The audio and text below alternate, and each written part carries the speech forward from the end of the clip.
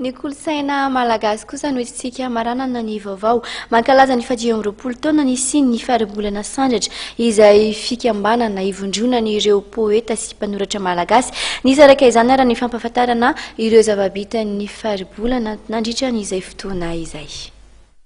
Ny taona 2027 no natsangana ny fikambanana fahabolana sandratra izay imbonan'ireo poeta sy mpanoratra malagasy. Ankehitriny dia mankalaza ny 20 taona ny siny ny fikambanana.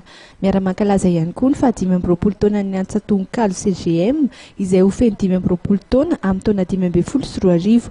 Nampitondraina ny lohahevitra hoe soratra teza tsy olo ny fankalazana. Lasa tokoa zany zao tafaorina ny fahabolana sandratra napozimisy akory zany satria mpanoratra Sivy Menada izay no mitondota amin'izany na ny famory tany Amparibe nanao hoe misy ny teny hoe raha tsy maty ny literatura dia mitsipozipozy miala aina zay nanetsika ny ambokonay dia hoe tsy maty zany ny literatura tsy miala aina zany fa ovelomintsika ilay izy.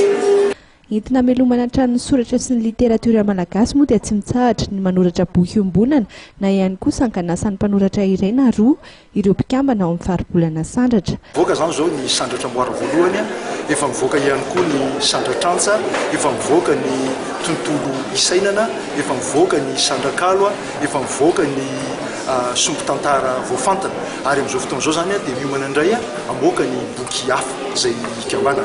Tiana tenenina zany dia hoe ny tsirairay avy isam-batan'olona kokoa dia mamoaka ny boky fa misy mamoaka boky tsiroroa, misy tsy telotelo indraindray iombonan'ny fahabolana sandratra ilay boky fa ny zavatra apetraka kosa dia hoe velona ny literatura malagasy satria isambolana dia mamoaka vokatra foana ny fahabolana sandratra. Amin'izao fotoana izao dia misa 70 ireo mpikambana miasa ao amin'ny fahabolana sandratra raha 900 kosa ireo misoratra anarana eto an-drenivohitra. Mielipatrana manerana nosy ihany koa nefa ny fikambanana ankehitriny ka ahitana azy ireo renivohim-paritany sasatsasany eto Madagasikara toy ny Antoliara, Fianarantsoa, Antsirabe.